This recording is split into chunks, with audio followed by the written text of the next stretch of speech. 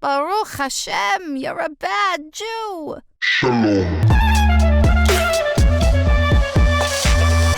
Exciting news, this episode is sponsored by Jewish Big Brothers and Big Sisters of LA.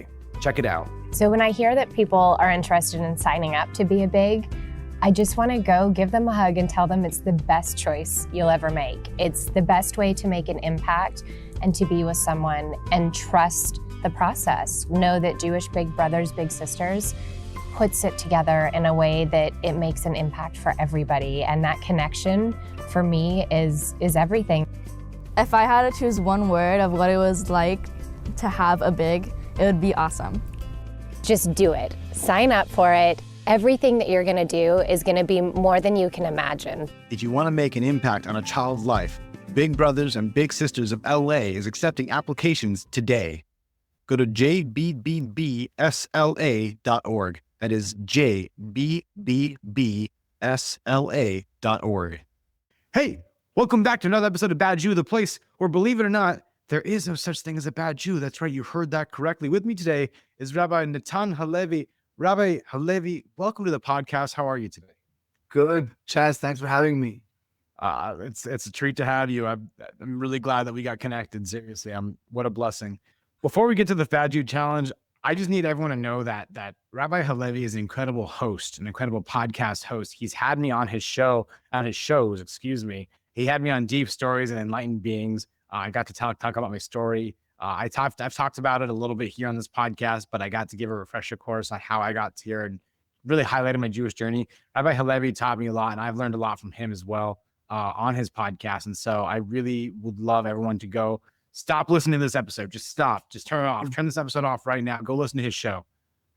Okay, maybe not turn it off, but you know what I'm saying. Anyway, Rabbi Halevy, we've got the 4-minute Bad Jew Challenge, the right of entry onto this podcast where we get to tell your life, where you get to tell your life story in 4 minutes. Are you ready? I am ready.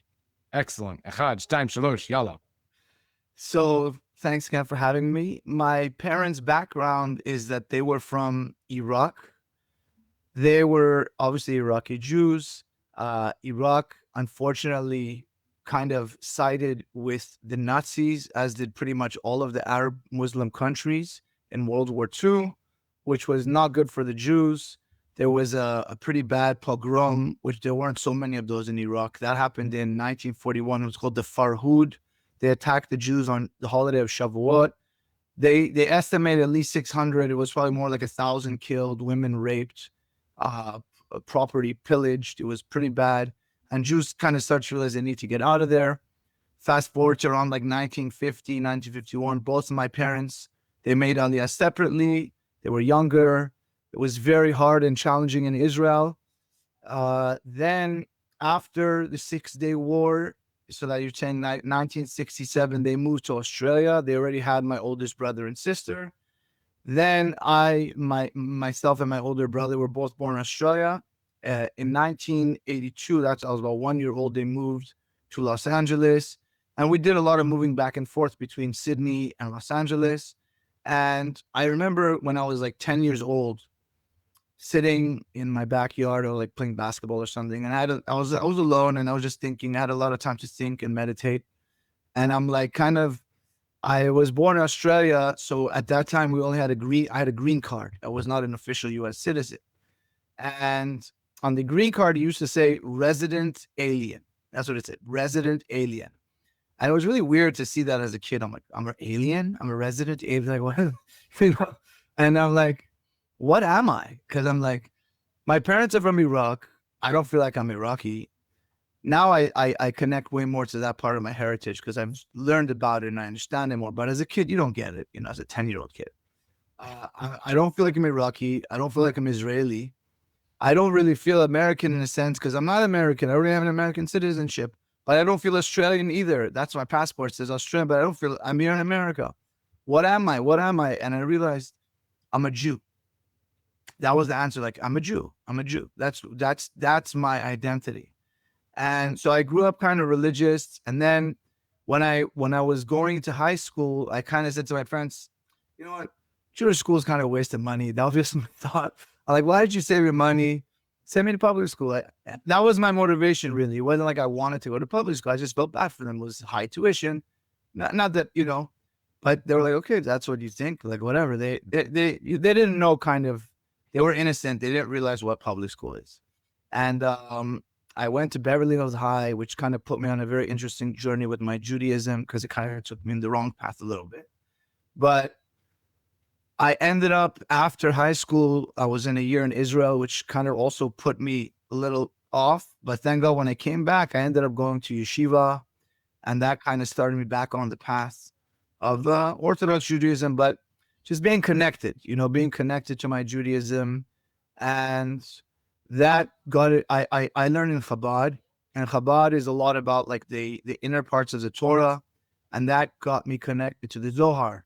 That I started reading the Zohar, and I really connected to the Zohar. And I think that's what we're going to talk about today. Well, fantastic. What a great transition. And I think it's pretty amazing that your family has survived and persevered and gotten to this point in time. And I want to encourage everyone again to go check out Deep Stories and Enlighten People to hear more about Rabbi Halevy's teachings. He draws a lot from the Zohar, but also draws a lot of Torah and gets the inner meaning of these different ideas on a much deeper scale and a very convenient short amount of time as well. It's a very great bite-sized show for anyone who's looking to learn more about Judaism. So I really, really appreciate Rabbi Natan's work, seriously. So, Rabbi Halevy, let's get into it. You don't mess with the Zohar. We've heard, that's Zohan, excuse me, sorry. We've heard about it. We've heard that of that movie for some time. We've heard of that expression. We've heard of this thing called the Zohar, this book. But I'm kind of confused. I think a lot of people are kind of confused where it even belongs in the grand scope of the Torah, right? There's an explanation I've heard a long time ago. You have Torah with a capital T, right? Torah with a capital T is the 5 books of Moses. But then Torah with a lowercase t is the umbrella of books that follow under it. Where exactly does the Zohar fall under that? So when you look at the Torah, if you read the Torah, for instance, when it says like putting on tefillin, what does it say about putting on tefillin? Tie it as a sign on your hands, and it says totafot between your eyes. And that's pretty much it. It's not, and it doesn't say how tefillin look. It doesn't say how you're supposed to wear them. It doesn't say anything about them really. So how do we know what tefillin is? So we know that the Torah with a T, when you're talking about the 5 books of Moses, called the Written Torah, that Moses was able to write down.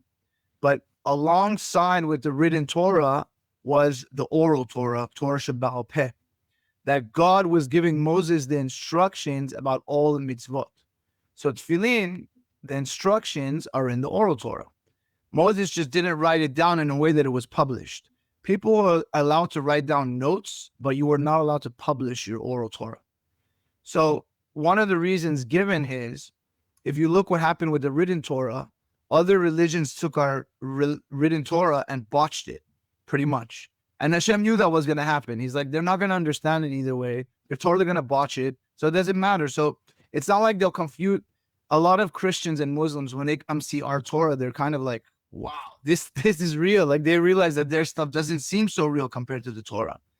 So the Oral Torah was handed down orally for thousands of years until about, I think it was around 70 AD in the Common Era, CE, let's say CE, Common Era. And what happened was that the Romans were really taking over the world, and they were exiling a lot of Jews. And Rabbi Yehuda, the prince, Rabbi Yehuda Nasi, saw that it was going to be problematic for the Jews, that we were going to forget the Oral Torah. And he said, I'm going to have to break the rule of not writing down and publishing Oral Torah. And he published the Mishnah, Shishas Sidrei, the 6 tractates of the Mishnah, for the first time ever that it was published and widespread. And so from the Mishnah came the Talmud Bavli, Talmud Yerushalmi, Jerusalem Talmud, which was written a little before Babylonian Talmud. And the Midrash was written. And so here's where the Zohar is written. It's also part of the Oral Torah. Mishnah and Gemara is talking about the revealed aspects of the Torah, the laws of the Torah. The Zohar is called the soul of the Torah. It's the mystical aspects of the Torah. It's the mystical explanations of a lot of the mitzvot. It explains a lot. Yeah. Wait, but isn't that the Kabbalah? Isn't the Kabbalah the book of mysticism? The main, if you ask people what's like the main book of Kabbalah, it's Zohar. I see. So there's Kabbalah, and then there's the inside of Kabbalah, which is There's many books of Kabbalah. So like you have like the Arizal Isaac Luria, who lived in Sfat around about, I guess like 1500s or so, late early 1600s, I think. He wrote a lot. He didn't write the books on Kabbalah. He was teaching his students, and he only allowed one of them, even though others did write down. He only said Chaim Vital is allowed to write it down. And Chaim Vital is the one that we get what's called Kitvei Arizal, the writings of the Arizal. So that's also part of the Kabbalah. But like if you think of like the main there are other, like there's something called Sefer Yetzirah, which they say is even from Adam, from Abraham, our patriarch. But like the main book of Zohar of Kabbalah is Zohar. That's like in Kabbalah is a part of the Oral Torah, is what you're saying? Kabbalah is a part of the Oral Torah. Yes. Of Mishnah. Okay. Got it. Well, Mishnah is a part of Oral Torah. Mishnah was the first part of Oral Torah that was probably written down and published. And then, so Zohar was around the same time as the Mishnah. I see. Okay. So it's actually a part of it. It's not that Mishnah is an umbrella term for all of Oral Torah. It's part of Oral Torah. It's a part of Oral Torah, exactly. So Mishnah is like the laws in a very concise format. So that's why the Talmud expounded on the Mishnah. That's what it's... Yeah, the Mishnah is inside of the Talmud, and then it's expounded upon. Understood. Thank you. Okay, yeah. Great. So there's an argument about Zohar. Some say that I don't remember if it was Eliel de Vidas. He was I don't remember if it was him, but a Spanish scholar. Some say that it was written down by a Spanish scholar, which I disagree with. I think that's wrong. It was. I'm 100% sure that it was written by Rabbi Shimon Bar Yochai, Rashbi. That a lot of people go to his gravesite on Meron on Lag BaOmer, and most agree with that it was, because if you look at the Zohar, it's hard to believe that a scholar in Spain wrote it down.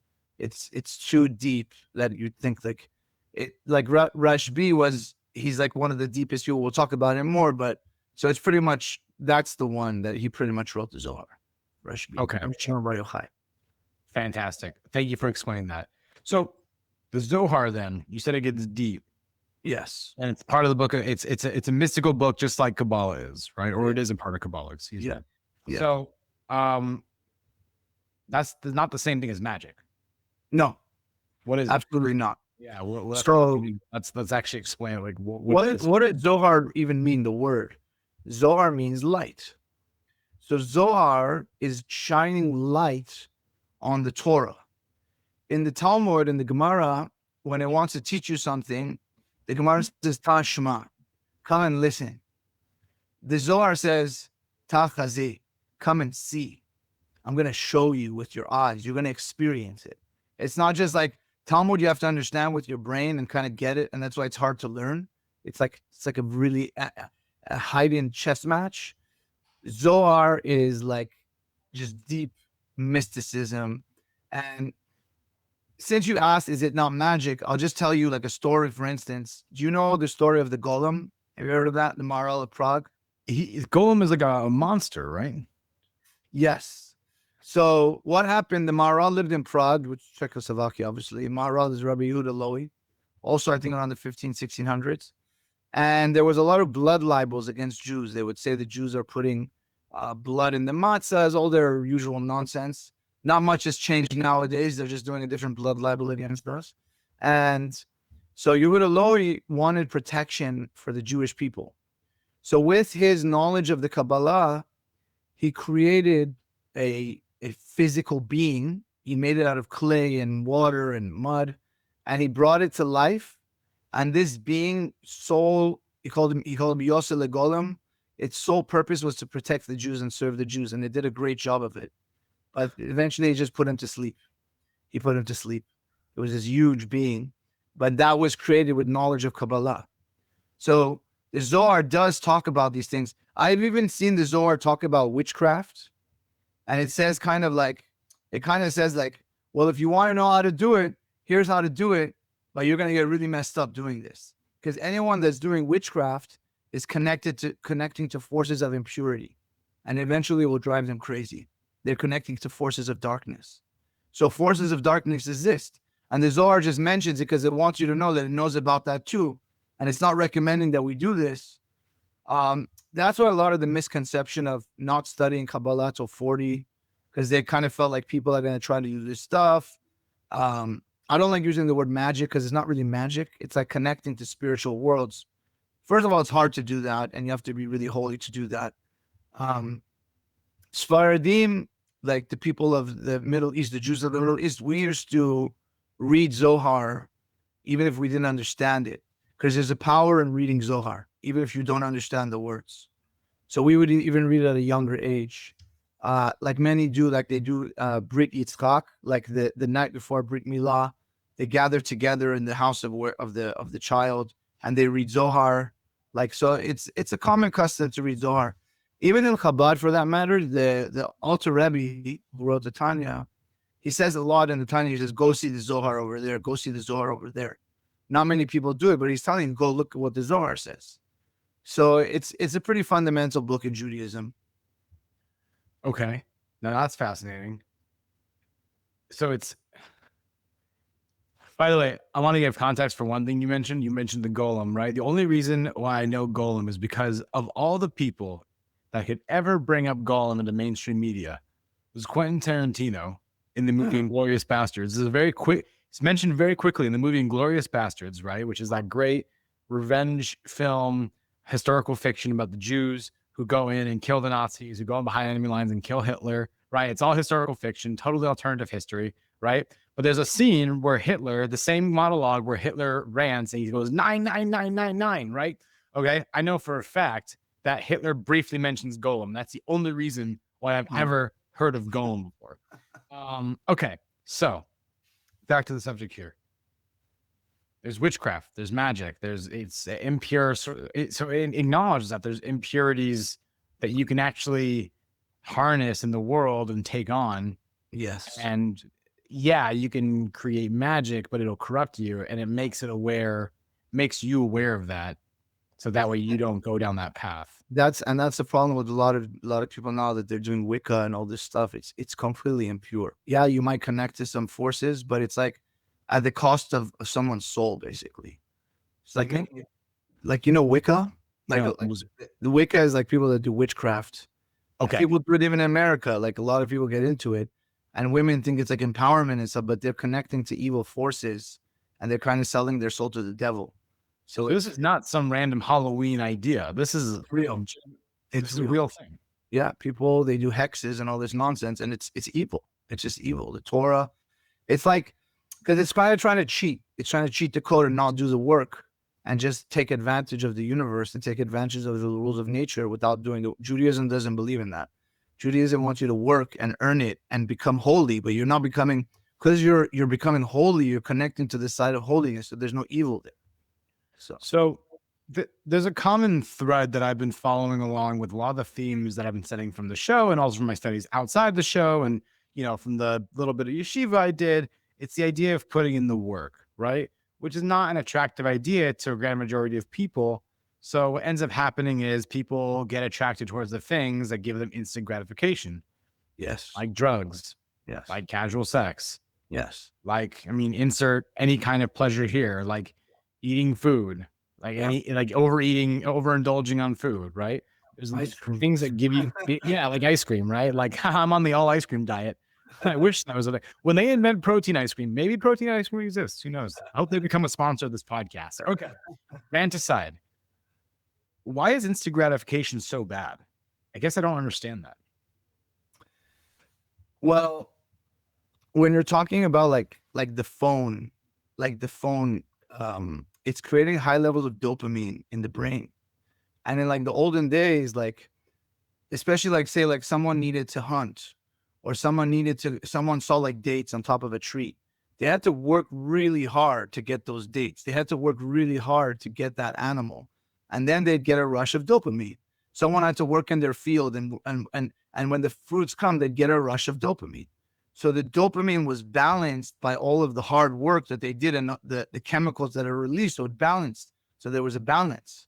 The problem with our generation nowadays is we're just getting these huge influxes of dopamine without the work that comes with it, because it's free dopamine. We're getting free dopamine.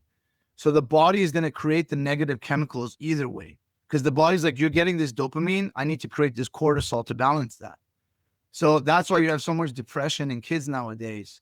The TikTok, the Instagram, it's like the video games, like they're detached.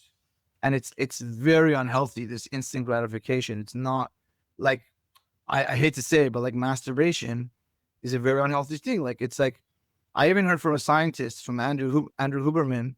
He says they've actually confirmed it with research that excessive masturbation will later on cause the person not to have the same pleasure from actual sex, because they're going to lose. So it's a serious issue. And besides all the other issues, and besides the fact that the Torah does consider it a sin, forget that. Even on a scientific, it's not healthy. And so that's just some of the examples of why it's not good, instant gratification. Wow. Yeah. Okay. Usually things that is instant gratification is usually, you know what I mean? Like, usually things that are good take time most of the time, or like jumping into the ocean. It's not fun in the beginning, but after you're in it for a minute or two, you're like, this is awesome. And there's gratification there, but it's not instant necessarily. Going on a hike is hard. Usually things, they're pleasurable, but they take time. Totally. So does the Zohar actually even acknowledge science, or is it all completely mystical? I mean, like, it's still a concept that seems so detached from the reality that I know. And why is it very detached? It talks about like things like that are mentioned in science. It does talk about it. The Torah acknowledges science. I think it's like when people are like, trust the science, and science is like the God. It's like, scientists say we're making a hypothesis. Not everything we're saying is necessarily going to be right. They admit to mistakes. They thought the world was flat. The Zohar and the Torah knew that the world was round thousands of years ago. They didn't need science to tell us that the world was round. Right. So a lot of things are accurate in the Torah just as it is. For sure. Yeah. So then what else does the Zohar exactly then talk about? Because it's like, again, it's a mystical book. It acknowledges things you can't do. There is some science acknowledged in it, but what else does it what relevant part can it actually play in your life to make it better? So one of my favorite sayings in the Zohar says, Yisrael oraita kuchabrichu kulechad. Israel, the Torah, and God are one. So the Zohar is shedding light on our relationship with Torah and with God, and showing us that we need Torah to connect with God. So like, you could spend a lot of time in yeshiva learning Talmud, and you might not realize, why am I even learning? Fine, it's a mitzvah to learn Torah, but what does mitzvah even mean? Mitzvah means fine, it means commandment. Great, God commanded me, really nice. The Zohar takes it further, says a mitzvah is a safta v'chibur. It's a connection. The mitzvah is connecting you with God. It's explaining explains what happens when you do mitzvah. And it's going deeper. It will give you a deeper relationship with the Torah. And it's called the soul of the Torah. So sometimes people that are only studying the revealed parts of Torah, they're not getting the soul of the Torah a lot. And they're not really going to understand the deeper parts of the Torah. And the Torah, all of the Torah is called a tree of life. And the Zohar explains that there's different parts of a tree. You have the fruits, you have the leaves, you have the branches, you have the bark, you have the root. Every part of Torah is a different part. So if you're only learning one part of Torah, your tree is not complete. That being said, the Zohar does say, and they says in Kabbalah, like, if someone really only connects with one part of Torah, and that's the easiest for them to learn, and they have the most success there, then just focus on that, But if someone is able to learn all the parts or numerous parts, they should try to learn as much as they can of all parts of Torah, because then you have a more deeper connection to the entire part of the Torah instead of just one part necessarily. Your time on the surface is very limited. And like, I remember, the 2 months ago when I was in yeshiva, right? There'd be days where we could crack open a book and I thought we'd get past the introduction. And we were stuck on the first page of an introduction of a certain book for an entire class. And I was so I guess the practical part of me just wants to read through it, just wants to read it as much as I can. And obviously you only get so much of the picture when you do that, meaning that in order to fully understand something, in order to you know, the vastness of the Torah in itself, right? You have to really invest the time and the energy into it, along with the other parts of your life that are important too. If you have a family, you got to give time for your family. If you have a job, you got to give time for your job, not to mention your own personal needs on top of that. So being said, how does one even make the time to gain all parts of the tree, to even have that, like that doesn't seem practical then to complete the tree from that perspective. So there's a beautiful saying in the Midrash. It says, the fool goes to the house of study. He sees them studying. He sees the Torah. He's like, forget this. I got no chance. He leaves. It's like, it's just way too much. He sees how deep and how much it is. The wise person says, okay, I'm going to study a chapter today, a chapter tomorrow. And that's the way to kind of tackle it. It's like, I would say like the knowledge of the Chumash, knowing the Chumash is like the basis. It's very important, like to learn Chumash. And I think that is something is for the listeners. Can you explain what Chumash is for a second? The 5 books of Moses, like the Torah, the main, like the written Torah, like it's good to study that first in depth. So however many years that might take a person, it's worth it to complete that and to know it. Because then when you're going to study the Talmud, when you're going to study the Zohar, when you're going to study, you'll have a basis for what you're doing. Whereas if like you jump into the Talmud, you're missing the foundation if you didn't really study the Chumash, if you didn't study the 5 books of Moses, because it all comes from the 5 books of Moses. So it's very important to have that foundation of the 5 books of Moses. So I think that's the way to start.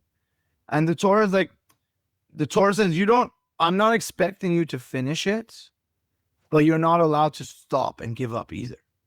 So you have to have the attitude that like, yes, I'm trying to finish all of this.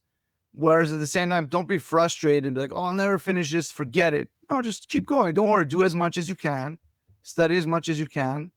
And like you see at a certain point of your learning, your knowledge is just compounding and compounding.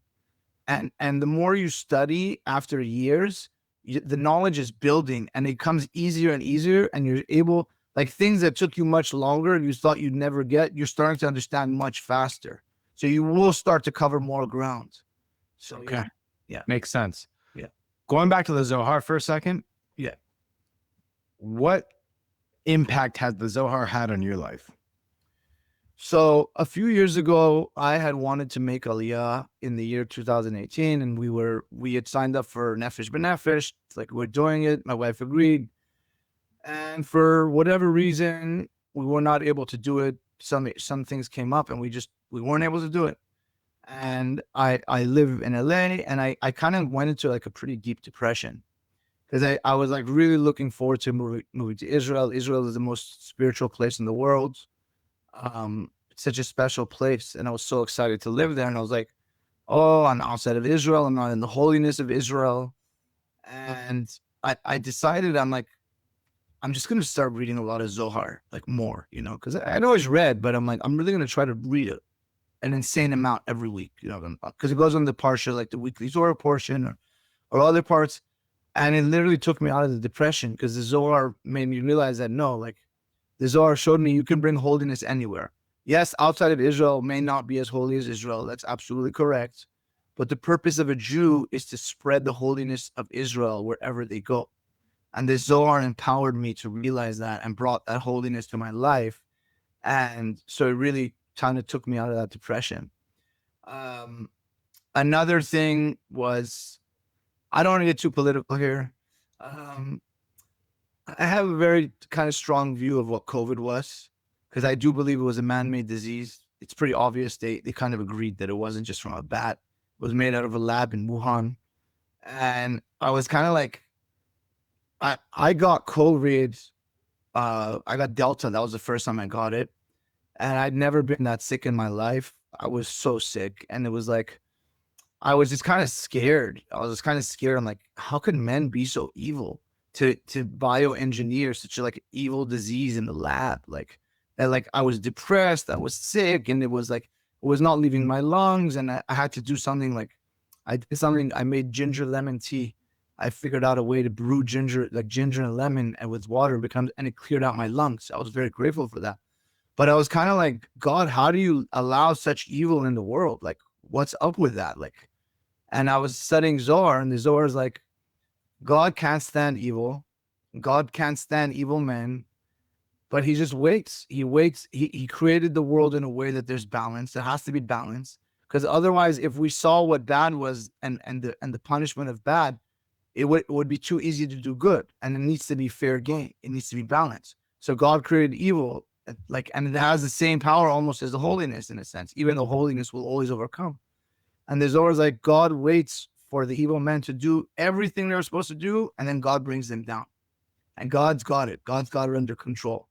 And that really like comforted me, like kind of like, wow, like I don't have to worry. God's got this. You know what I mean? I have to do my part, but God's in control of the picture.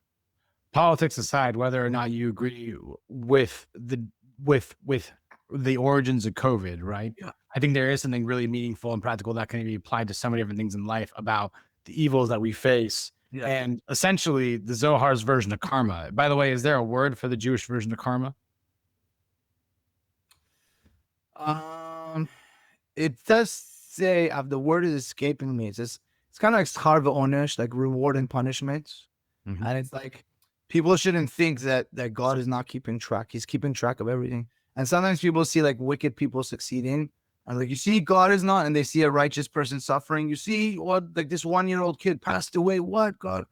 We don't know. We don't know like what's the reincarnation of that 1-year-old soul. Maybe he came down just for that 1 year and had to do with the parents. And the wicked person, you don't know what's waiting for them in the world to come either. You have no idea. So we're not looking with the full scope of vision, kind of. Mhm. So we have to understand that. And that's where emunah, faith, comes into play. Thank you for sharing that. Yeah. To wrap this up, what is your favorite lesson that comes out of the Zohar that you carry with you every single day?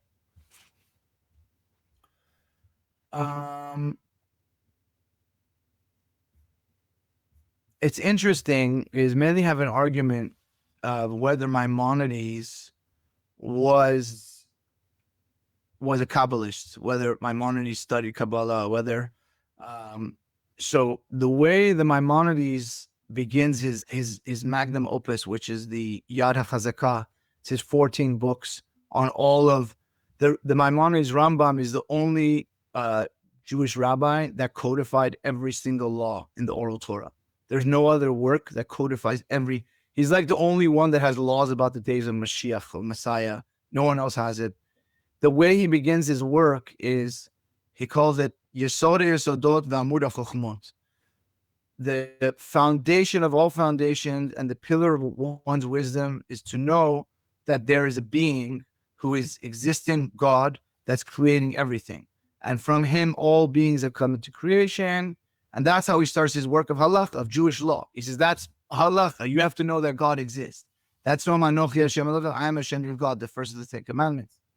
So there's a place in the Zohar which says those exact words in Aramaic, literally word for word.